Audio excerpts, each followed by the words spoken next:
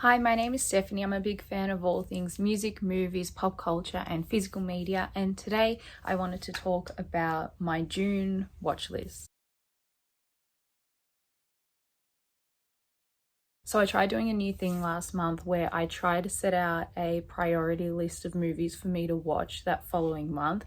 And as we are still in May, I still have high hopes to watch a few more that are on my May watch list. I've made a video about that previously, but the thing that I've found and that I know when it comes to watching movies is that normally it depends on the vibe and what's happening and who you're around, and if you want to watch something that's on your list, or if you feel like rewatching something. Like, it all is so dependent on vibes and moods and things like that.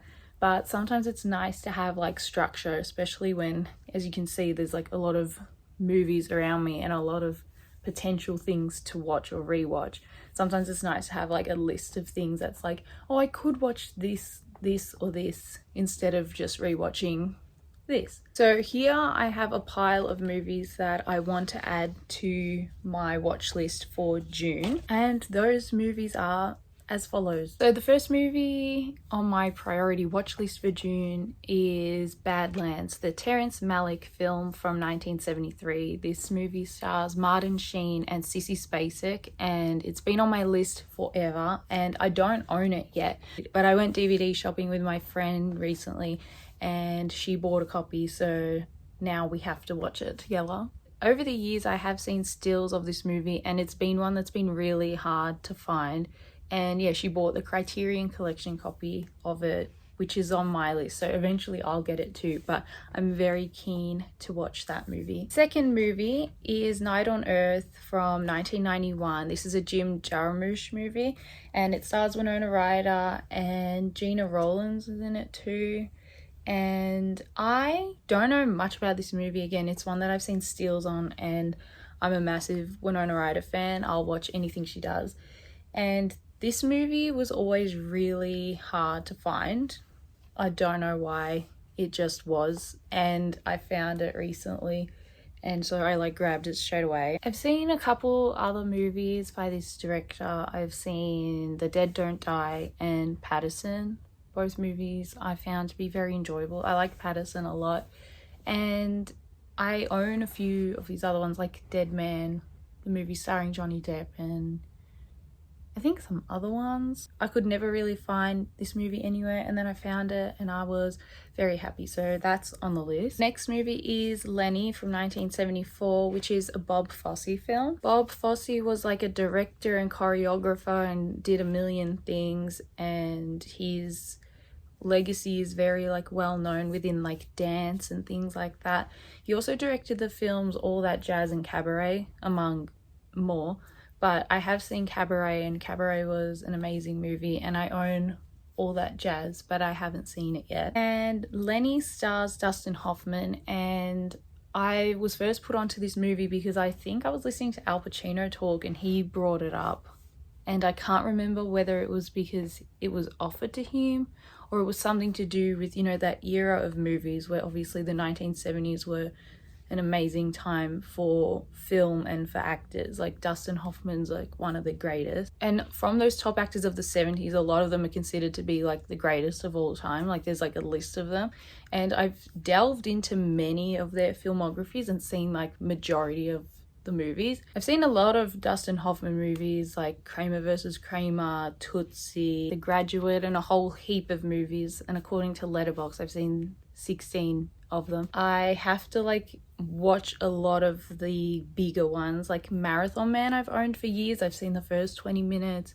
Lenny, obviously. Things like Midnight Cowboy and big movies. So there's a lot that I have seen, but there's a lot of the classic ones that I would like to watch and now own and all of that. So I'm very keen to watch this movie. It also takes place in the world of comedy, stand-up comedy, which is something that's very intriguing to me and something that I love a lot. So I feel like this movie is going to be very catered to me. I feel like it's going to be one that's I'm really gonna enjoy. Next is Sorry Baby from 2025. This is a movie I just bought recently as well, but it was on my list for a while, and it is written, directed and stars Eva Victor, which is very impressive, and all I've heard is people say great things about this movie. That makes me excited to watch it because word of mouth is very, very powerful. But yes, I don't know much about this movie. I've heard that something bad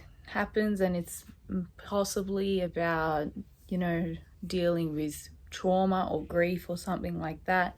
Again, I've mentioned it before, but when I saw this cat on the cover, I was like very much in. But yeah, I feel like this movie is probably going to be one that's gonna like upset me potentially, but I'm not going to go into it like that. I'm going to go into it to be impressed and moved and intrigued, because I think that's a better state of mind to be in. The next movie is Sample People from 2000.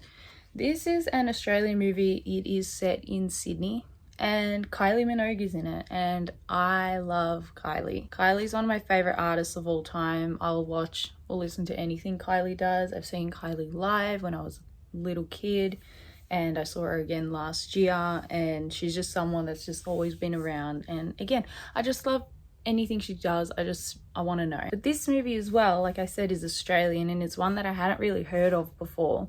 And like the tagline is 48 hours of clubs, chaos and kebabs. I do enjoy Australian cinema. Obviously I am Australian, and I enjoy ones about people like living in suburbia or the city and seeing Australian cities at different points in time. Like obviously this is set in like 2000s, so probably have like late 90s vibes as well. And yeah, I'm intrigued to see that sort of like culture on screen, because sometimes these movies fly under the radar overseas, but also in Australia. The next movie is The Evil Dead from 1981. This movie is directed by Sam Raimi. This is the Blu-ray, and I have not seen this movie before. I also bought the second one, but I'm gonna take it easy and watch the first one before I put the second one on my watch list. But yeah, I'm intrigued. I'm very much in a horror mood at the moment. After a while of not watching horror, I kind of want to catch up on ones that I've missed, and ones like that are considered to be classics and that I've missed, because I'd like to think I've seen a lot of them, which I have, but sometimes like I haven't seen this one and people love this one and it's got like a cult following and all of that. And I want to be in on knowing why certain movies, you know, exist to people the way that they do. I'm also worried because it looks pretty gory, so I'm not sure. I think it'll be a lot of doing this if that's the case. The next movie is Who's That Girl from 1987. This is a movie starring Madonna and Griffin Dunne. I think Griffin Dunne is a great actor. I've seen him in a lot of things recently. He was in Caught Stealing recently. He was really good in that. Then I watched him in After Hours last year for the first time, and After Hours is an amazing movie, very underrated, pretty underseen. People should watch it, but I think it's kind of building up in status at the moment, which is good. It's a Scorsese movie that's kind of a bit more under the radar than some of the others, but yeah, it's existing a bit more to people, I think. Anyway, and he's also a director. He directed Practical Magic. And then of course, like the actual draw of this movie to me is Madonna, because I think Madonna is amazing and I enjoy watching Madonna in movies. I've seen her in a few, like Desperately Seeking Susan, 4 Rooms. I own a Vita, but I haven't watched it yet. She's in Dick Tracy, the Warren Beatty movie, and Al Pacino's in that too. And she did the soundtrack for that too, which is fun. But yeah, again, this is an 80s movie, which means it's already kind of won me over, and it looks really fun. Like, I don't know much about it at all, but it just looks like one of these fun 80s movies. So those are all the movies that are on my June watch list. I will probably watch more, and I'm hopeful that I'll get through a few of these, because I'm actually really keen for these movies for many different reasons, and a lot of them are like a long time coming. So I'm excited to have movie nights and time to sit and watch movies. And also it's going to be winter in June in Australia, and so that means it's gonna be cozy movie vibes, and I'm very, very excited. I'm gonna try and stick to this list the best that I can, and with the remaining time of May, I'm gonna see how far I get with my May watch list if I check in on that as well. But yes, if you made it to the end of this video, thank you for watching, and I will see you in the next one.